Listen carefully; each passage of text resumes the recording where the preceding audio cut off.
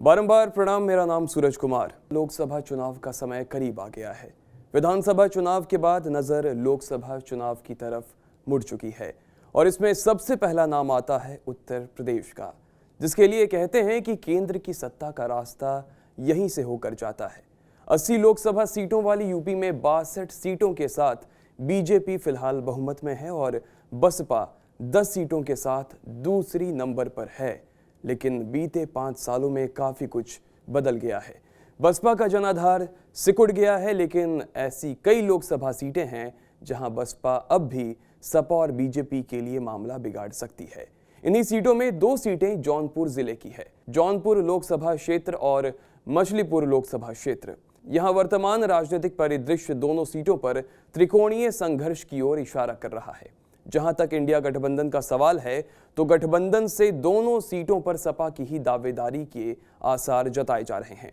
2024 लोकसभा चुनाव में बसपा जहां अकेले दम पर चुनाव लड़ने की पक्षधर है, वहीं राष्ट्रीय ओलमा कौंसिल और ओवैसी की पार्टी का रुख अभी भी गठबंधन को लेकर बहुत साफ दिखाई नहीं पड़ता। पिछले दिनों जौनपुर आए ओलमा कौंसिल के नेता रसादी ने इंडिया गठजोड़ में शामिल होने से इनकार भी किया था। आगामी लोकसभा चुनाव में भी राष्ट्रीय और क्षेत्रीय मुद्दों के अलावा जातिगत समीकरणों की भी अहम भूमिका से इनकार नहीं किया जा सकता। जौनपुर का जातिगत समीकरण समय समय पर सपा बसपा के लिए मुफीद साबित हो चुका है। पिछले लोकसभा चुनाव में जबरदस्त मोदी लहर के बावजूद सपा बसपा गठबंधन ने न केवल बीजेपी को राज्य में जोरदार चुनौती दी थी, बल्कि बसपा प्रत्याशी ने जौनपुर सीट बीजेपी से छीन भी ली थी।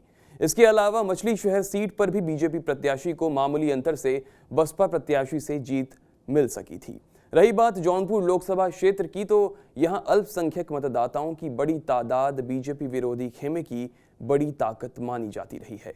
तो बिखरा विपक्ष अल्पसंख्यक मतदाताओं के ध्रुवीकरण में कैसे सफल हो सकेगा, ये भी एक सवाल बना हुआ है। लोकसभा चुनाव से पहले आए महिला आरक्षण ने संसद में महिलाओं की हिस्सेदारी को लेकर एक बहस छेड़ दिया है और ये बहस जौनपुर जिले पर बिल्कुल सटीक बैठती है।